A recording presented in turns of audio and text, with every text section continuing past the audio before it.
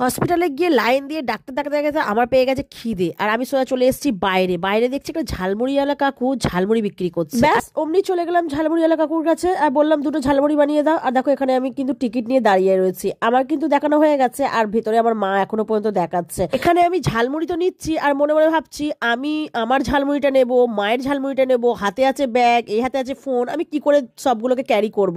তারপরে ভাবছি না, মাকে গিয়ে লাইনে গিয়ে দিয়ে আসি, মা তো এখনো অনেকটা দেরি আছে ডাক্তার দেখাতে, খেয়ে নেবে। আর আমি এই ঝালমুড়িওয়ালা কাকুকে দেখছি আর অবাক হয়ে যাচ্ছি, মানে কি বলবো, এনার হাতাতে আর উঠছে না, মানে কি বলবো, যতটা আর কি কমে দেওয়া যায়। একেই তো ঠোঙা ছোট, তার উপরে যদি এইভাবে আরো মানে কম কম করে দেয় তাহলে কি আর হয় বলো। দেখো এইদিকে ঠোঙাটা তো একদম ভরেই দেয়নি। তারপরে ঝালমুড়িতে অনেক কিছু মিসিং, যেমন আগে থাকতো একটা করে নারকোল ঝালমুড়িতে, এখন আর নারকোল দেখাই যায় না। চলো লাইনে চলে এসেছি, মাকে দিতে গিয়ে দেখো মা তো ঠেলে সরিয়ে দিল, বলছে না না না না না, আমি আর একজনের পরে আছে, আমি এখন নিতে পারবো না, আমি এখন খেতে পারবো না। তারপরে আর কি, এবার নাও ভোগও, যেমন কিনেছি না জিজ্ঞাসা করে সেরকম ভুগতে হবে। নিয়ে নিয়ে ঘুরে বেড়ালাম। আর তোমরা আমার পেজটা ফলো না করে থাকলে পেজটা ফলো করে